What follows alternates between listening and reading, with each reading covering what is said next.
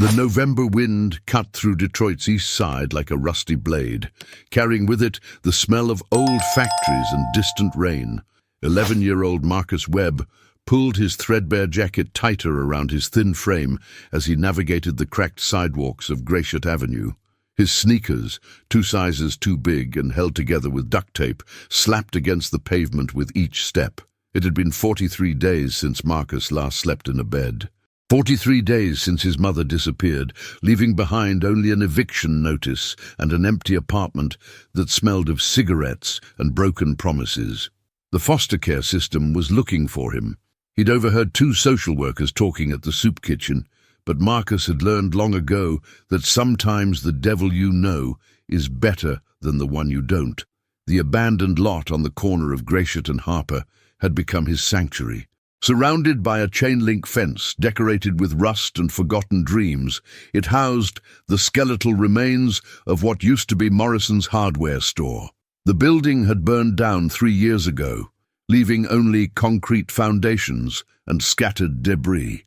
But in the back corner, hidden behind a collapsed section of brick wall, Marcus had discovered a space just large enough for a 12-year-old boy to curl up in, protected from the wind and invisible to passing eyes. As the sun began its descent, painting the Detroit skyline in shades of orange and gray, Marcus made his way toward his makeshift shelter. His stomach growled. He'd only managed half a sandwich from the church on Jefferson Avenue today, and the line had been too long to go back for seconds. Tomorrow he'd try the shelter on Grand River, though they always asked too many questions there. He was halfway across the lot when he heard it, a low, persistent scratching sound coming from near his sleeping spot. Marcus froze, his heart hammering against his ribs. In his weeks on the street, he'd learned that unexpected sounds usually meant trouble. But this was different, rhythmic, almost desperate. Carefully, he crept around the pile of charred timber that marked the boundary of his territory. What he saw made him stop in his tracks. A dog, thin, dirty, with matted fur that might have been golden once, was digging frantically in the dirt about 10 feet from where Marcus usually slept. The animal's paws worked with single-minded determination, dirt flying behind it in small clouds. Its ribs showed through its coat, and its eyes held the same desperate hunger that Marcus saw in his own reflection in store windows. "Hey," Marcus called out softly, not wanting to startle the creature. "That's my spot, buddy." The dog's head snapped up, ears alert. For a moment, they stared at each other, 2 strays recognizing something familiar in the other's eyes. Then, instead of running away or showing aggression, the dog simply returned to digging, its determination somehow intensified by Marcus's presence. Marcus took a cautious step forward. He'd seen plenty of stray dogs in Detroit, but most were skittish, dangerous, or both. This one seemed different, purposeful, almost as if it was searching for something specific. The hole it had created was already a foot deep, and the dog showed no signs of stopping. "What are you looking for?" Marcus whispered, moving closer. The temperature was dropping fast now, and the sky had turned the color of a fresh bruise. Marcus knew he needed to settle in for the night before it got completely dark. The streetlights in this area had been broken for months, and navigating the lot's debris in complete darkness was asking for a twisted ankle, or worse. But something about the dog's behavior held him transfixed. He'd seen desperate before. He lived it every day, but this was different. This was determination. This was purpose. The dog suddenly stopped digging and looked directly at Marcus. Its eyes, despite the dirt and exhaustion, held an intelligence that seemed almost human. Then it barked, just once, sharp and clear in the evening air, before resuming its excavation with renewed vigor. Marcus glanced around the empty lot. The nearby buildings were dark, their windows like hollow eyes watching the scene unfold. Traffic hummed distantly on Gratiot, but here, in this forgotten corner of Detroit, it felt like they were the only 2 living things for miles. Against his better judgment, and Marcus had learned to trust his instincts above all else, he moved closer to the dog. He'd planned to chase it away, to reclaim his territory, but now curiosity had taken root. What could possibly be buried here that would drive a starving animal to dig instead of searching for food? "All right," Marcus said, kneeling down a safe distance from the dog. "Show me what you're after."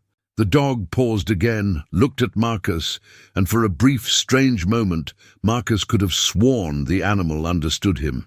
Then it went back to digging, and this time, Marcus noticed something he hadn't before.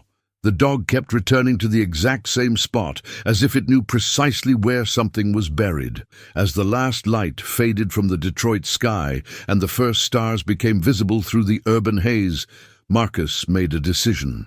He moved to the other side of the hole and began to dig with his hands, his fingers sinking into the cold, damp earth. Two strays, working together, searching for something neither fully understood. The November night settled over them like a blanket, cold and indifferent, as the hole grew deeper and the mystery remained buried just out of reach. The earth beneath Marcus's fingernails was cold and gritty, mixing with the dirt that seemed permanently embedded in the lines of his palms. He'd been digging alongside the dog for nearly 20 minutes now, and the hole had grown to almost 2 feet deep. His fingers ached, and his shoulders burned from the unfamiliar motion. But something, some instinct he couldn't name, kept him going. The dog worked tirelessly beside him, occasionally stopping to sniff the air or the freshly turned earth before diving back in with renewed determination. In the dim light from a distant street lamp, Marcus could see the animal more clearly now.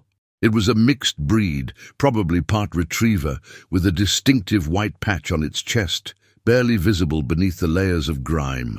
Despite its obvious starvation, the dog moved with a grace that spoke of better days. "You got a name?" Marcus asked, more to fill the silence than expecting an answer. "Probably not, huh?" "Yeah, me neither. I mean, I got a name, but nobody's using it much these days." The dog's tail wagged briefly at the sound of his voice before it continued digging. Marcus sat back on his heels, wiping his forehead with his sleeve. His breath formed small clouds in the cold air, and he could feel the temperature continuing to drop. Detroit winters were brutal, and November was just the warning shot. He'd need to figure out a better shelter situation before December, or he wouldn't make it to C12. "We should probably give up," he said, though he made no move to stop. "Whatever you're looking for, it's probably nothing.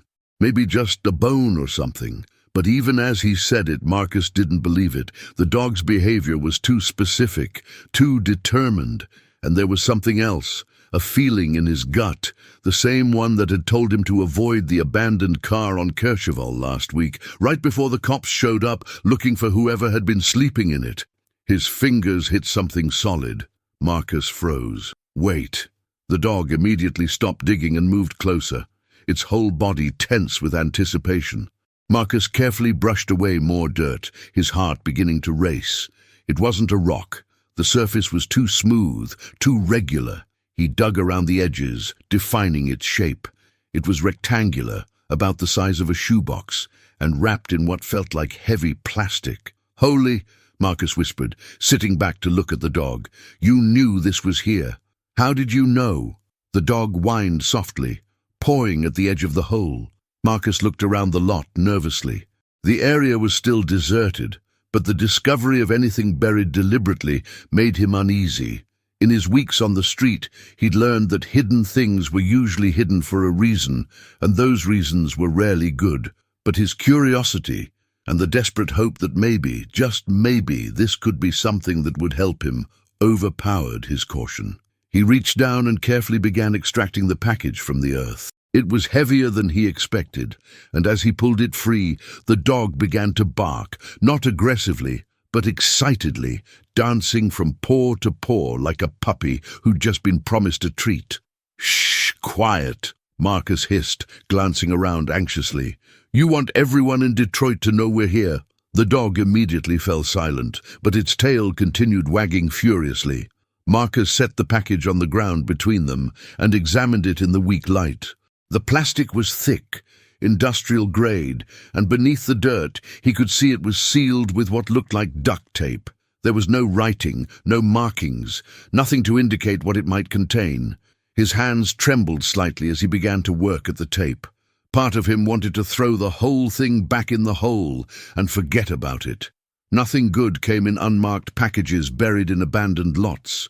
But another part, the part that had kept him alive these past 43 days, told him that sometimes survival meant taking calculated risks. The tape finally gave way, and Marcus peeled back the plastic. Inside was a metal box, the kind his mother used to keep important documents in before she stopped caring about important things. It was locked with a simple combination lock, the kind you might use on a school locker. Great, Marcus muttered. Just great. We dig up a treasure chest, and it's locked. The dog nudged the box with its nose, then looked up at Marcus expectantly. I don't have the combination, Marcus explained, feeling foolish for talking to the animal as if it could understand. Even if there's something valuable in here, we can't... He stopped mid-sentence. On the bottom of the box, barely visible in the dim light, someone had scratched numbers into the metal. 1987. Marcus's breath caught in his throat. His fingers fumbled with the combination lock, spinning the dial to match the numbers. The lock clicked open on the first try. For a long moment, Marcus just stared at the box, his hand resting on the lid. The dog pressed against his leg, warm and solid, its presence somehow reassuring in the gathering darkness. Okay, Marcus whispered to himself, to the dog, to the universe. Here goes nothing. He opened the box. Inside, nestled in a bed of old newspaper, were bundles of cash, more money than Marcus had seen in his entire life. But that wasn't all. Lying on top of the money was a photograph of a family, a man, a woman, and a small girl with bright eyes and a gap-toothed smile. And pinned to the photograph was a note written in hurried handwriting that Marcus struggled to read in the darkness. The dog barked once, softly, as if saying, I told you so. Marcus's hands shook as he reached for the note, knowing somehow that his life had just changed forever, though whether for better or worse, he couldn't yet say. Marcus's fingers trembled as he carefully unfolded the note, angling it toward the distant streetlight to read the cramped handwriting. The paper was old, yellowed at the edges, and felt brittle beneath his touch. Beside him, the dog sat perfectly still, as if it understood the gravity of what was unfolding. The note read, To whoever finds this, if you're reading this, then I'm probably dead, or close to it. My name is Robert Morrison. This money, $47,000, is what's left of my life savings. I buried it here in September 2023, 3 days before my store burned down. That fire wasn't an accident. I owe money to people who don't forgive debts, and I knew they were coming for me. The girl in the photo is my daughter, Sarah. She's 8 years old, and she's staying with her Aunt Maria in Dearborn, 127 Monroe Street, apartment 3B. Her mother died when she was 3. I'm all she has left, and I'm ashamed of what I've become. If something happens to me, please make sure this money gets to Maria for Sarah. Don't let my mistakes ruin her future. The dog in the photo, that's Charlie. He's been my only friend through all of this. If he's still alive and he led you here, please take care of him. He's loyal beyond measure. I'm sorry I didn't have the courage to do the right thing while I was still able. Robert Morrison. Marcus read the note 3 times, his mind racing. Robert Morrison. Morrison's hardware store. This lot. The pieces clicked together with a sick kind of clarity. He looked at the dog, Charlie, who watched him with those intelligent, patient eyes. You're Charlie, Marcus whispered. You've been looking for this for... how long? The dog's tail thumped once against the ground. Marcus looked back at the photograph, studying the faces. Robert Morrison had kind eyes, the kind that crinkled at the corners when he smiled. The little girl, Sarah, was perched on his shoulders, her small hands tangled in his hair, pure joy radiating from her expression. And there, sitting beside them, was a younger, healthier version of Charlie, his golden fur shining in the sunlight. The date stamp on the photo read July 2022, over 3 years ago. Marcus's stomach twisted. He looked around the abandoned lot with new eyes, imagining it as it must have been. A thriving hardware store, a man trying to run a business, trying to raise a daughter alone. And then Something went wrong. Debts, dangerous people, a fire that destroyed everything. What happened to him? Marcus asked Charlie. To Robert, the dog whined softly, lowering his head. Marcus carefully counted the money in the box. It was all there, just as the note said, $47,000 in various denominations, carefully bundled and preserved. For a moment, just a brief, shameful moment, Marcus considered what he could do with this money. $47,000. He could get an apartment, buy food, maybe even find a way back to something resembling a normal life. But even as the thought formed, he knew he couldn't do it. The note was clear. This money belonged to a little girl who'd lost her father. A girl who was probably 11 now, probably facing her own struggles, her own uncertainties about the future. Marcus looked at Charlie, who continued to watch him steadily. You want me to take this to her, don't you? To Sarah. Charlie's tail wagged more vigorously. But I'm just a kid too, Marcus said, his voice cracking slightly. I'm homeless. I'm nobody. How am I supposed to get to Dearborn? How am I supposed to just show up at someone's apartment with a box full of cash and a story about a digging dog? Charlie stood up and moved closer, pressing his head against Marcus's chest. The warmth of the animal's body, the unconditional trust in its gesture, made something break loose inside Marcus. He wrapped his arms around the dog's neck and for the first time in 43 days allowed himself to cry. The tears came hot and fast, carrying with them all the fear, loneliness, and desperation he'd been holding inside. He cried for his mother, who'd abandoned him. He cried for himself, for the childhood he'd lost somewhere between eviction notices and soup kitchen lines. And he cried for Robert Morrison, a man he'd never met, who'd tried to do right by his daughter even as his own life fell apart. Charlie stood perfectly still, accepting Marcus's grief without judgment, without expectation. When the tears finally subsided, Marcus pulled back and wiped his face with his sleeve. The night had grown fully dark now, and the temperature had dropped into the low 30s. His breath came out in thick clouds, and he could feel the cold seeping through his inadequate jacket. He looked at the box, at the money, at the photograph of the smiling little girl who was now the same age he was. Then he looked at Charlie, who'd spent who knows how long returning to this spot, faithful to a mission given by a man who was probably dead. Okay, Marcus said finally, his voice steadier now. Okay, we'll do it. We'll find Sarah and give her what's hers. I don't know how, and I don't know what happens after, but we'll do it. He carefully replaced the money and the photograph in the metal box, sealed it back in its plastic wrapping, and tucked it inside his jacket. The bulk of it was uncomfortable, but the weight felt almost reassuring, like purpose, like something worth protecting. Dearborn's what, 10 miles from here? Marcus asked Charlie. We can't exactly take the bus. I don't have money for that, and showing up with all this cash would raise too many questions. Charlie moved toward the edge of the lot, then looked back at Marcus expectantly. Yeah, Marcus said, pulling his jacket tighter around the box. Yeah. I guess we walk. But first, buddy, you look like you haven't eaten in a week, and I know a place that tosses out perfectly good food behind the restaurant on Jefferson. What do you say we fuel up before our journey? Charlie's tail wagged in what Marcus chose to interpret as agreement. As they made their way out of the abandoned lot together, a homeless boy and a faithful dog, carrying a dead man's legacy, Marcus felt something he hadn't experienced in months. Hope. Maybe not for himself, not yet, but hope nonetheless. The streets of Detroit stretched out before them, cold and unforgiving, but for the first time in 43 days, Marcus wasn't facing them alone.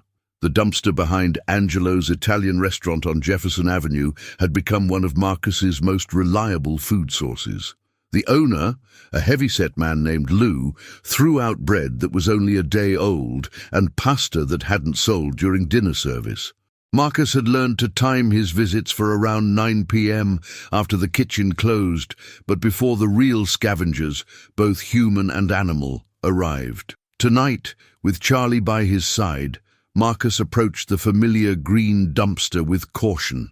the metal box pressed against his ribs beneath his jacket, a constant reminder of the responsibility he'd taken on. The weight of it made him feel older somehow, more substantial, as if the money and the mission had transformed him from the invisible street kid into someone who mattered. "Stay close," Marcus whispered to Charlie as they rounded the corner into the alley. The area was empty, except for a few scattered trash bags and the usual collection of broken pallets stacked against the brick wall. Marcus moved quickly to the dumpster, knowing that speed and efficiency were essential to surviving on the streets. He climbed onto a milk crate and peered inside. Jackpot. 2 loaves of bread, several containers of what looked like chicken parmesan, and, Marcus couldn't believe his luck, an unopened bag of dog food that must have been donated for some charity event. He quickly grabbed what he could carry, stuffing the bread into his jacket pockets and clutching the containers and dog food to his chest. "Come on," he said to Charlie, jumping down from the crate. "Let's find somewhere to eat." They made their way to a covered bus stop 3 blocks away, one that Marcus knew was rarely used after dark. The plastic walls offered some protection from the wind, and the bench provided a place to sit that wasn't the cold ground. Marcus settled onto the bench, and Charlie immediately sat beside him, his tail wagging hopefully. Marcus opened the bag of dog food and poured a generous amount onto a flattened cardboard box he'd grabbed from the alley. Charlie dove into it with an enthusiasm that made Marcus's heart ache. When was the last time this dog had eaten a proper meal? How long had he been searching for that buried box, surviving on scraps and determination? While Charlie ate, Marcus opened one of the pasta containers and used a plastic fork he'd saved from a previous meal to eat the cold chicken parmesan. It wasn't hot, but it was food, and after the day he'd had, it tasted like a feast. He broke off chunks of bread and alternated between the pasta and the bread, trying to eat slowly to make his stomach adjust to the sudden influx of food. As they ate, Marcus pulled out the photograph again, studying Sarah Morrison's face in the yellow glow of the streetlight. She'd be 11 now, just like him. Did she remember her father? Did she know what had happened to him? The note said he was probably dead, but Marcus wondered if anyone had ever confirmed it. Had there been a funeral? Had Sarah gotten any closure at all? "We need a plan," Marcus said to Charlie, who had finished his food and was now lying with his head on Marcus's foot. "Dearborn's about 10 miles west.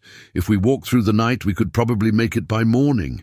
But showing up at someone's door at dawn with a box full of cash, that's not going to work."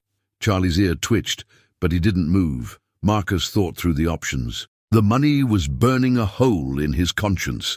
The longer he had it, the more dangerous it became. If someone discovered he was carrying nearly $50,000, they wouldn't hesitate to hurt him, or worse, to take it. But he also couldn't just knock on Maria's door and hand it over. She'd call the police. They'd take the money as evidence. Marcus would end up in foster care, and who knows if Sarah would ever see the money her father had saved for her. "We need proof," Marcus said aloud, his mind working through the problem. "We need to prove that I'm not some street kid trying to scam them." "But how?" He looked at Charlie, whose brown eyes reflected the streetlight. "You're the proof, aren't you? You're in the photograph. If they see you, if Sarah recognizes you—" Charlie's tail thumped against the ground twice. Marcus pulled out the note again, reading through it one more time. Robert Morrison had written it in September 2023. The fire had happened shortly after. That was over 2 years ago. Marcus realized he needed to know more about what had happened. Had Robert Morrison really died? Was there a record of it somewhere? An idea began to form. The public library on Woodward Avenue had computers with internet access. Marcus had been there before, though usually just to get warm or use the bathroom. But he'd seen other homeless people using the computers, researching things, sending emails. If he could get there when it opened in the morning, he could search for information about Robert Morrison, about the fire, about what had really happened. "Here's the plan," Marcus said, feeling more confident now that he had a direction. "We rest here for a few hours, just enough to get some strength back. Then we start walking toward Dearborn, but we stop at the library first. We need to know the whole story before we show up at Sarah's door. We need to be able to answer her questions. Charlie lifted his head and looked at Marcus with what seemed like approval. Marcus smiled, the first genuine smile he'd had in weeks. "You know, for a dog, you're a pretty good listener." He tore off more bread and ate it slowly, savoring each bite. The temperature continued to drop, and Marcus could see his breath in the cold air. He'd need to keep moving to stay warm, but for now, sitting here with a full stomach and a companion beside him, Marcus felt something he'd almost forgotten. He felt less alone. The streets of Detroit hummed with distant traffic, sirens wailing somewhere to the south, a city that never truly slept. Marcus had learned to read the rhythms of the night, when it was safe to move, when it was better to hide. Tonight, despite the cold and the uncertainty ahead, he felt more alert than afraid. "You ready?" Marcus asked Charlie after they'd rested for about an hour. The dog stood immediately, stretching in that way dogs do, front legs extended, back arched. Marcus stood too, adjusting the metal box inside his jacket to make sure it was secure. He'd wrapped it in an extra plastic bag he'd found to keep it even more protected. Everything he owned in the world was either on his back or in his pockets, and now he was responsible for something far more valuable than anything he'd ever possessed. They left the bus stop and headed west on Jefferson, keeping to the shadows, two figures moving through the Detroit night with purpose. Marcus's two big shoes slapped against the pavement in a steady rhythm, and Charlie trotted beside him, matching his pace perfectly. As they walked, Marcus talked to Charlie, telling him about his mother, about the apartment they'd lost, about the soup kitchens and shelters he'd learned to navigate. He talked about the cold nights and the scary moments, about the social workers who were looking for him and why he couldn't let them find him. Charlie listened to it all, never judging, never interrupting, just being present. And for the first time in 43 days, Marcus wasn't just surviving. He was living with purpose. The Detroit Public Library on Woodward Avenue opened its doors at 9 a.m., but Marcus and Charlie arrived just after dawn, finding shelter in the alcove of a closed coffee shop across the street. The walk from Jefferson had taken most of the night, and Marcus's feet throbbed in his worn-out sneakers. Charlie had limped the last mile, one of his paws apparently tender from the long journey. Marcus used the time to observe the library entrance, watching as employees arrived and unlocked the doors, as the lights flickered on inside the grand building. He'd cleaned himself up as much as possible in the bathroom of a 24-hour gas station, washing his face and hands, trying to make himself look less like a street kid and more like a student doing research. The metal box remained hidden beneath his jacket, though he'd redistributed some of the money into his sock for safety, wincing at the discomfort, but knowing it was necessary. He couldn't risk losing everything in one moment of carelessness. "You'll have to wait outside," Marcus said to Charlie as 9 a.m. approached. "I don't think they allow dogs in libraries." Charlie's ears drooped, but he settled down in the alcove, curling into a tight ball against the morning cold. Marcus took off his jacket, the only real protection he had against the November chill, and draped it over the dog. "I'll be fast," he promised, "and when I come back, we'll figure out our next move." Inside, the library was warm and smelled of old books and floor cleaner. Marcus approached the main desk, where a middle-aged woman with glasses and a kind face was organizing papers. "Excuse me," Marcus said, trying to keep his voice steady. "Can I use a computer?" The librarian looked up, and Marcus saw her take in his appearance, the dirty clothes, the hollow cheeks, the nervous energy of someone who spent too much time on the streets. But instead of judgment, her expression softened with something like concern. "Of course, honey," she said. "Do you have a library card?" Marcus shook his head. "No, Mum. I just need to look something up. It's important." The librarian studied him for a moment, then nodded. "Computer 3 is open. You can have 30 minutes. If you need more time, come back and let me know." "Thank you," Marcus said, meaning it deeply. He settled in front of the computer, his fingers hovering over the keyboard for a moment, before he began typing, "Robert Morrison, Detroit Fire 2023. The search results populated immediately. The third result was a news article from the Detroit Free Press dated September 28, 2023. Local business owner missing after hardware store fire. Marcus clicked on it, his heart pounding as he read, Robert Morrison, 34, owner of Morrison's hardware store on Gratiot Avenue, has been reported missing following a fire that destroyed his business early Wednesday morning.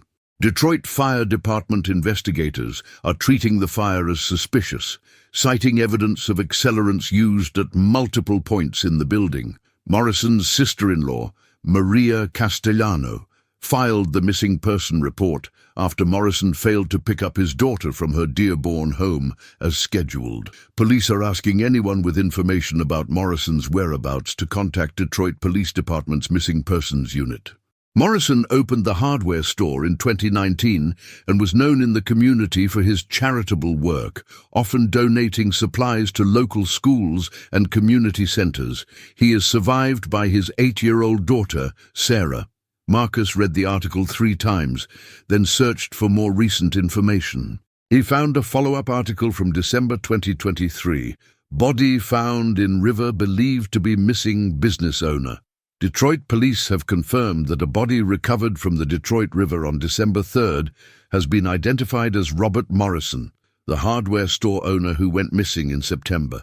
Morrison's death has been ruled a homicide, though police have released few details about the investigation. Detective Sarah Chen stated that the case remains active and that police are pursuing several leads. Morrison's family held a private funeral service last week. Marcus's hands trembled as he pulled back from the keyboard. So Robert Morrison was dead, murdered, probably by the same people he'd mentioned in the note, the ones he owed money to, the ones who'd set his store on fire. He searched next for Sarah Morrison Dearborn, but found nothing public. Then he tried Maria Castellano Dearborn and found a white pages listing for an M. Castellano on Monroe Street. The address matched the one in Robert Morrison's note, 127 Monroe Street, apartment 3B. Marcus quickly wrote down the information on a scrap of paper he'd found in his pocket, then continued searching. He found more articles about the fire, about the investigation, about theories that Morrison had been involved with loan sharks. Each article painted the picture of a man who'd made desperate choices to save his business, choices that had ultimately cost him his life. But nowhere in any of the articles did they mention the money. Nobody knew about the $47,000 buried in the lot. As far as the world was concerned, Robert Morrison had died broke, leaving his daughter with nothing but memories and a murder investigation that would probably never be solved. Marcus logged out of the computer and sat for a moment, processing everything he'd learned. Then he made his way back to the librarian's desk. "Mom," he said quietly, "is there a way to print something from the computer?" "Sure, honey. 10 cents a page." Marcus pulled out a dime from his pocket, one of the few coins he had left, and went back to the computer. He pulled up the first news article and printed it, then did the same with the second. When he retrieved the pages from the printer, he folded them carefully and tucked them into his pocket alongside the note and photograph. Evidence, proof that he wasn't making this up. As he headed for the door, the librarian called out, "Hey, sweetie, are you okay? Do you need help?" Marcus paused, his hand on the door handle. For a moment he considered telling her everything, about being homeless, about the money, about the impossible mission he'd taken on. But then he thought about foster care, about losing control of the situation, about the possibility that Sarah might never get what was rightfully hers. "I'm okay," he said, "but thank you for asking, really." Outside, Charlie was exactly where Marcus had left him, still curled under the jacket. When he saw Marcus, his tail began to wag. "I got good news and bad news," Marcus said, sitting down beside the dog and pulling his jacket back on. "The good news is, I know exactly where we need to go, and I have proof that this is all real. The bad news is that Robert Morrison, your person, he's dead. I'm sorry, buddy, I'm really sorry." Charlie whined softly and pressed closer to Marcus. "But here's the thing," Marcus continued, pulling out the newspaper articles. "Sarah's still out there. She's living with her Aunt Maria, and they have no idea about this money. Your person wanted to take care of his daughter, and we're going to make sure that happens. You and me. We're going to finish what he started." Marcus stood up, his legs stiff from the cold and the walking. "Monroe Street is about 3 miles from here. We can make it by afternoon, if we keep moving. You ready?" Charlie stood, shook himself, and looked up at Marcus with those intelligent, trusting eyes. "Yeah," Marcus said, reaching down to pat the dog's head. "Me too. Let's go deliver a miracle." Dearborn was different from Detroit's East Side. The houses were smaller but better maintained, with actual grass in the yards, and cars that looked like they ran regularly. Children's toys dotted porches, and the streets were cleaner, quieter. It was the kind of neighborhood where a homeless kid and a stray dog would stand out, so Marcus kept to the side streets, moving quickly but not so fast as to draw attention. Under 27 Monroe Street was a modest 2-story apartment building with tan siding and brown trim, 6 units total, their numbers displayed on black mailboxes near the front entrance. Marcus stopped across the street, his heart hammering against his ribs, or maybe it was the metal box pressing into his chest, a physical reminder of why he was here. "Apartment 3B, Marcus whispered to Charlie. "3rd floor, which means 2nd floor here in America. Right side of the building, probably." He could see curtains in the windows, signs of life. It was just after 2 p.m. on a Tuesday. Would anyone be home? Would Sarah be at school? Would Maria Castellano think he was trying to rob her or scam her? Marcus had rehearsed what he'd say 100 times during the walk from the library, but now that he was actually here, all his prepared words seemed inadequate. How do you show up at someone's door and tell them you found money their dead relative buried? How do you make them believe you? "We need to be smart about this," Marcus said to Charlie. "If we just knock and she calls the cops, we're done. But if we can get her to listen, if we can show her the proof." Charlie barked once, softly, as if encouraging him. Marcus took a deep breath and crossed the street. The entrance to the building was unlocked, and inside, a narrow stairwell led upward. The walls were painted a pale yellow, and the carpet on the stairs, though worn, was clean. It smelled like someone had been cooking, something with garlic and tomato, making Marcus's stomach growl despite the pasta he'd eaten the night before. Apartment 3B was at the end of a short hallway. Marcus stood in front of the door for a long moment, his fist raised to knock, his courage wavering. Charlie sat beside him, patient and calm, as if he'd been waiting for this moment for years. Because he had been. Charlie had been waiting, searching, faithful to a mission even after his person was gone. The least Marcus could do was be brave enough to knock on a door. He knocked 3 times, firm but not aggressive. Footsteps approached from inside the apartment, and then the door opened to reveal a woman in her mid-30s with dark hair pulled back in a ponytail, wearing jeans and a sweater. Her eyes were kind but cautious, taking in Marcus's disheveled appearance with obvious concern. "Yes," she said. "Can I help you?" "Are you Maria Castellano?" Marcus asked, his voice steadier than he felt. The woman's expression shifted to wariness. "Who's asking?" "My name is Marcus. This is going to sound really crazy, but I found something that belongs to your niece, to Sarah Morrison." Maria's face went pale at the mention of Sarah's name. "What are you talking about? Who sent you here?" "Nobody sent me," Marcus said quickly. "I swear, I found something buried near where Morrison's hardware store used to be. There was a note and money and—" He gestured to Charlie. "This dog." Maria's eyes dropped to Charlie for the first time, and Marcus saw recognition flash across her face. Her hand flew to her mouth. "Charlie," she whispered. "Oh my God, Charlie!" The dog's tail began wagging furiously, and he whined, pulling against Marcus's grip. Maria dropped to her knees right there in the doorway, and Charlie pushed forward, licking her face as she wrapped her arms around him. "Charlie, oh my God, where have you been? Robert would— Oh, Charlie!" She looked up at Marcus, tears streaming down her face. "Where did you find him? We looked everywhere after Robert, after he—" "Can I come in?" Marcus asked. "Please, I need to show you something, and I don't think we should do this in the hallway." Maria hesitated for only a moment before nodding and stepping back. "Come in."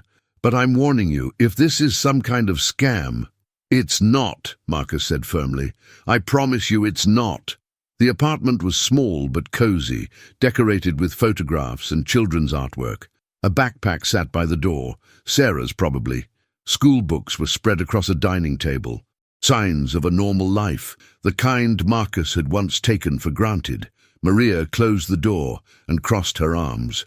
"Okay, talk." Marcus carefully removed the metal box from inside his jacket and set it on the coffee table. "I was sleeping in the lot where the hardware store used to be. I've been homeless for a while. Charlie found me there, or I found him, I'm not sure which. He was digging in the same spot over and over, and I helped him dig. We found this." He opened the box and showed Maria the contents, the money, the photograph, the note. Her hands shook as she picked up the photograph, fresh tears spilling down her cheeks. "This was taken the summer before."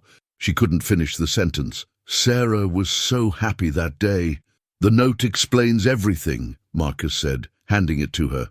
"Mr. Morrison buried the money before the fire. He wanted to make sure Sarah got it if something happened to him." Maria read the note slowly, her hand covering her mouth. When she finished, she looked at Marcus with a mixture of disbelief and hope. $47,000. "I counted it. It's all there. And you brought it here. You could have kept this. You're clearly homeless," Marcus finished for her. "Yeah, I know, but it's not mine. It's Sarah's. Her dad wanted her to have it." Maria set down the note and studied Marcus more carefully. "How old are you?" 11. "And you walked here? From Detroit?" Marcus nodded. "With Charlie, we had to. I couldn't keep something that didn't belong to me. That's not who I am." Maria was quiet for a long moment, then she said, "Sarah gets home from school in about an hour. Would you stay? I think she should meet you. And Charlie, God, she's going to lose her mind when she sees Charlie."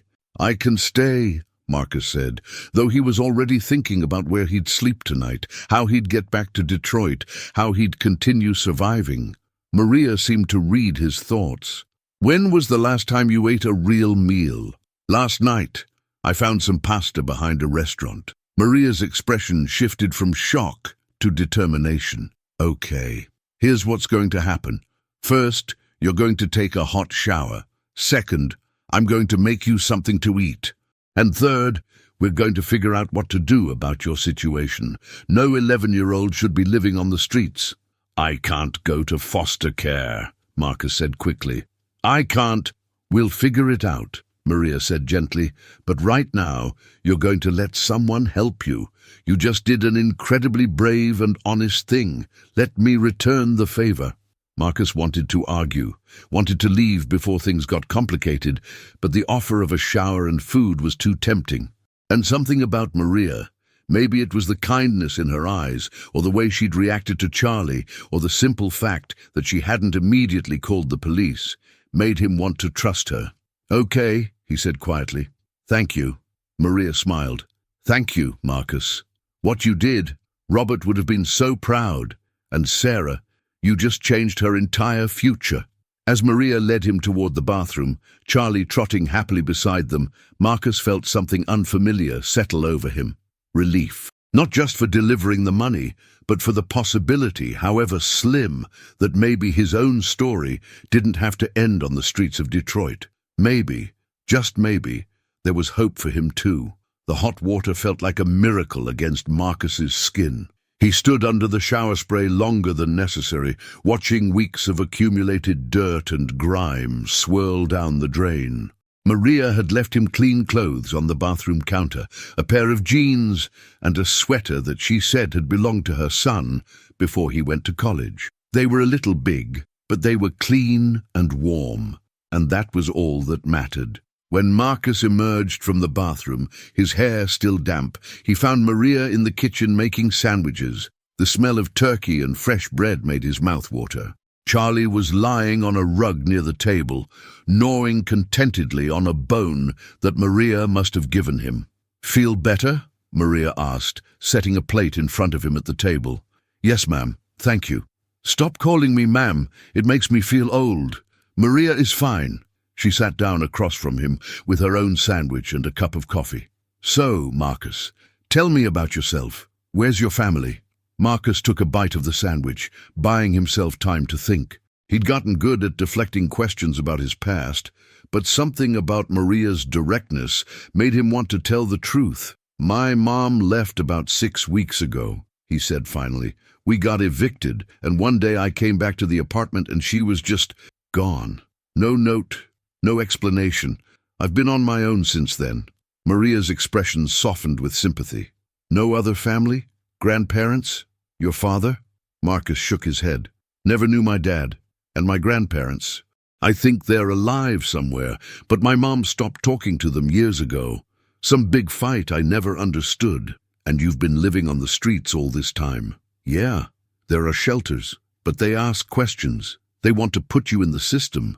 I've heard stories about foster care and He trailed off, not sure how to explain the fear that gripped him whenever he thought about being placed with strangers. I get it, Maria said quietly. The system can be complicated. But Marcus, you can't live on the streets, especially not with winter coming. Detroit winters will kill you. I know, Marcus said. I've been trying to figure something out. Maybe find work somewhere. Save up enough for a room. You're 11 years old. Nobody's going to legally hire you. I know that too. They sat in silence for a moment, the weight of Marcus's impossible situation hanging between them. Then Maria leaned forward, her expression thoughtful. Here's what I'm thinking, she said. I can't make any promises right now, but let me make some calls. I have a friend who works in social services. Maybe there's a way to work around the system, find you a safe placement that doesn't feel like, well, like the horror stories you've probably heard. Why would you help me? Marcus asked. You don't even know me. Because you walked 10 miles in the cold to bring my niece money you could have kept, Maria said simply. Because you're a good kid who deserves better than what life has given you, and because if Robert were here, he'd help you too. He was always helping people, always trying to do the right thing. It's what got him killed, honestly. He helped the wrong people, got in too deep with his loans, trying to save a business that was already failing. Marcus thought about the note, about Robert Morrison's admission that he'd made mistakes. Do you think Sarah knows about what happened to her dad? She knows he died, Maria said. She knows it wasn't an accident, but she doesn't know the details, the debts, the people he was involved with. She's 11. How do you explain that kind of darkness to a child? The same way you survive it, Marcus said quietly. One day at a time. Maria looked at him with something like admiration. You're wise beyond your years, Marcus. I've had to be. The sound of the front door opening made them both turn. A young girl's voice called out, Aunt Maria, I'm home. Mr. Kelso gave us so much homework, I swear he hates us. Sarah Morrison appeared in the kitchen doorway and stopped mid-sentence, her backpack sliding off her shoulder. She was small for 11, with dark hair like her aunt and her father's kind eyes. Those eyes went wide as she saw Marcus sitting at the table, then dropped to the floor where Charlie lay. The bone fell from Charlie's mouth as he recognized Sarah. For a moment everything froze. The girl in the doorway, the dog on the floor, the two adults watching the scene unfold. Then Sarah whispered, Charlie. The dog scrambled to his feet and ran to her, and Sarah dropped to her knees, sobbing as Charlie jumped and licked her face. Charlie! Oh my God, Charlie, where have you been? We looked everywhere. We thought you were dead. Charlie, Charlie, Charlie! Maria had tears streaming down her face, and Marcus felt his own eyes burning. This moment, this reunion, was worth every cold night, every hungry day, every difficult mile of the journey here. After several minutes, Sarah looked up, her face wet with tears, her arms still wrapped around Charlie. Where did you find him? She asked, looking between Marcus and her aunt. This is Marcus, Maria said gently, and he has something incredible to tell you, something about your dad. Sarah's expression shifted from joy to confusion, to something like fear. My dad? Marcus reached for the metal box, still sitting on the coffee table, and brought it to the kitchen table. Your dad loved you very much, he began, his voice steady despite his nerves, and before he died, he made sure to take care of you, Charlie helped me find something your dad left for you." Over the next half hour, Marcus explained everything, finding Charlie digging in the lot, discovering the buried box, the note, the money, the journey to Dearborn. Sarah listened with wide eyes, holding the photograph of her father, reading his note over and over again. When Marcus finished, Sarah looked at him with an expression too mature for her years. "You brought this here? You could have kept it." "It wasn't mine to keep," Marcus said. "Your dad wanted you to have it." Sarah was quiet for a long moment, then she said, "My dad would have liked you. He always helped people. That's what Aunt Maria says. He helped too many people, trusted the wrong ones. He sounds like he was a good man." "He was the best dad," Sarah said, fresh tears spilling over. "Even when things were hard, even when the store was struggling, he always made time for me. He always made me feel safe." She looked down at Charlie, who had settled at her feet, his head resting on her shoe. And he loved Charlie. Charlie was his best friend. When Dad went missing, Charlie ran away looking for him. We searched for weeks, but we never found him. I thought, her voice broke, I thought I'd lost them both forever. Charlie never gave up, Marcus said. He kept going back to that lot, kept digging. He knew your dad left something there for you. He just needed someone to help him find it. Sarah wiped her eyes and looked at Marcus with new determination. "What's going to happen to you? Aunt Maria said you're homeless." "Sarah," Maria started, but Sarah cut her off. "No, it's not fair. He brought us this money. He brought me my dad's last gift, and he has nowhere to go. That's not right." "We're going to help him," Maria assured her. "I'm going to make some calls, see what we can do." Sarah stood up, walked around the table, and without warning, hugged Marcus tightly. "Thank you," she whispered. "Thank you for bringing Charlie home. Thank you for bringing me my dad's message. Thank you for being so brave." Marcus hugged her back, and for the first time since his mother left, he didn't feel alone. He felt like maybe, just maybe, he'd found something he didn't even know he was looking for. A connection, a purpose, a family, however temporary. As the late afternoon sun streamed through the kitchen window, casting golden light over the scene, the girl and her dog, the aunt with her phone already out to make calls, the boy who'd walked through the cold to deliver a miracle, Marcus allowed himself to believe in the possibility of hope, not just for others, but for himself too. 3 weeks later, Marcus sat at the same kitchen table in Maria's apartment, helping Sarah with her math homework.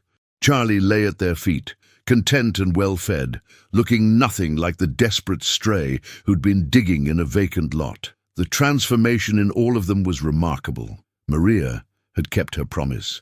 Through her friend in social services, and with the help of an understanding family court judge, they'd arranged a temporary foster placement for Marcus, with Maria herself. It wasn't a permanent solution yet, but it was a start. The paperwork was complex, and there were requirements Maria had to meet, but she'd been determined to make it work. "I don't get why we need to find X," Sarah complained, tapping her pencil against the workbook. "Why can't X just stay lost?" Marcus laughed. "Because X wants to be found. It's lonely being unknown." Sarah smiled at him, a real smile, the kind that reached her eyes. Over the past 3 weeks, they'd become something like siblings, bonding over their shared experience of loss and survival. Sarah had taught Marcus how to use her old gaming console, and Marcus had taught Sarah how to identify which restaurants had the best dumpster schedules, information she swore she'd never need, but found fascinating anyway. Maria emerged from her bedroom, dressed for work. She'd taken a part-time shift at a local grocery store to supplement her income, especially now that she had another mouth to feed. The money from Robert's box was in a trust account for Sarah's future. College, or a house, or whatever she needed when she was older. Maria had been adamant that they wouldn't touch it for day-to-day expenses. "I'm heading out," Maria said, grabbing her purse. "There's leftover pasta in the fridge for dinner. Marcus, make sure Sarah finishes her homework before any video games." "Yes, Mom, I mean Maria," Marcus corrected himself with a grin. "And both of you, take Charlie for a walk before it gets dark. He needs the exercise." After Maria left, Marcus and Sarah worked through the rest of her math problems. Marcus had discovered he was actually pretty good at school stuff when given the chance. Maria had enrolled him at Sarah's school, and despite missing months of education, he was catching up quickly. His teachers said he had remarkable resilience and exceptional problem-solving skills. Fancy words for what Marcus knew was simple survival instinct applied to a different environment. "Done," Sarah announced, closing her workbook triumphantly. "Can we play now?" "Walk first," Marcus reminded her. "Your aunt will kill me if we don't walk, Charlie." They bundled up in warm coats. Marcus now had his own, purchased with some of Maria's money over his protests, and headed out with Charlie. The November cold had deepened into early December chill, but it felt different now. When you knew you had a warm place to return to, when you knew there would be dinner waiting and a bed with actual blankets, the cold became manageable instead of terrifying. They walked through the Dearborn neighborhood, Sarah chattering about her day at school, about her friend Emma, who had a crush on a boy in their class, about the upcoming winter concert where she'd be playing violin. Normal kid stuff, the kind of conversation Marcus had never thought he'd be part of again. "Marcus," Sarah said suddenly, her tone shifting to something more serious. "Yeah? Do you think my dad would be happy about all this?" Marcus considered the question carefully. "I think your dad would be incredibly proud of you, and I think he'd be glad that Charlie found his way home. But what about you?" Sarah pressed. "Do you think he'd be happy that you're here with us?" Marcus stopped walking and looked at Sarah, this brave kid who'd lost her father but hadn't lost her capacity for kindness. "Honestly, I think your dad would understand that sometimes helping people helps us too. He tried to do that. Help people, I mean. Maybe it didn't work out the way he planned, but his last act was making sure you were taken care of. That's love, Sarah. That's what love looks like." Sarah was quiet for a moment. Then she reached out and took Marcus's hand. "I'm glad you found Charlie. I'm glad you're here."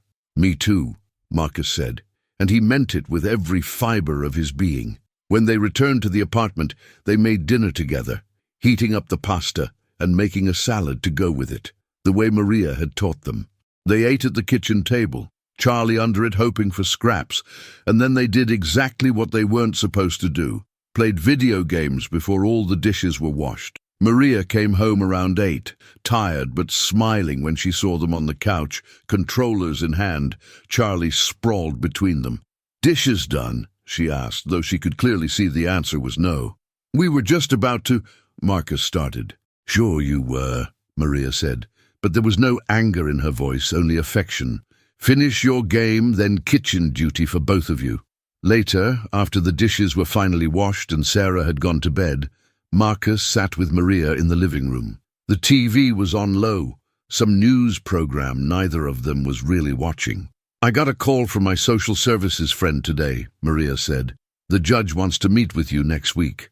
She's considering making the foster placement more permanent, but she wants to hear from you directly. She wants to make sure this is what you want." Marcus's heart raced. Permanent. The word felt too big, too impossible. What if I mess it up? What if I'm not good enough at being normal? Maria turned to face him fully. "Marcus, you walked 10 miles in the cold to return money you desperately needed because it was the right thing to do. You've adapted to living here, you're excelling in school, and you've been nothing but kind and helpful. You're already more than good enough. But what if—" "No more what ifs," Maria said firmly but gently. "Life is uncertain. I learned that when my brother-in-law died. Sarah learned it when she lost her father. You learned it when your mother left. But here's what I know for sure. Right now, in this moment, you have a home. You have people who care about you. You have a chance at a real future. That's not nothing, Marcus. That's everything." Marcus felt tears pricking at his eyes, the good kind of tears, the ones that came from relief and gratitude instead of pain and fear. "I want to stay," he whispered. "I want this to work." "Then we'll make it work," Maria said, pulling him into a hug. "Together." That night, lying in the small room that was now his, with actual walls and a door, and a bed with sheets and a blanket, Marcus thought about the journey that had brought him here. From that cold lot in Detroit, to a faithful dog who wouldn't give up, to a buried box that changed everything. He thought about Robert Morrison, a man he'd never met but felt like he knew, a man who'd made mistakes but who'd loved his daughter enough to try to protect her future, even from beyond the grave. He thought about Sarah, sleeping down the hall with Charlie at the foot of her bed, both of them finally reunited, both of them finally home.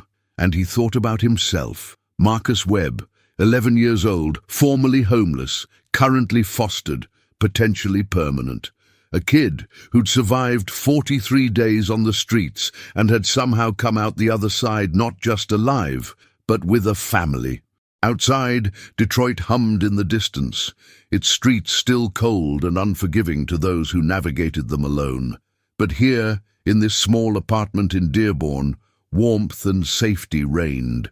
Here, 3 people and 1 dog had found each other against impossible odds and had created something precious, a second chance. As Marcus drifted off to sleep, he made a silent promise to Robert Morrison, to Charlie, to Sarah and Maria, and to himself. He would make this work. He would be worthy of the gift he'd been given.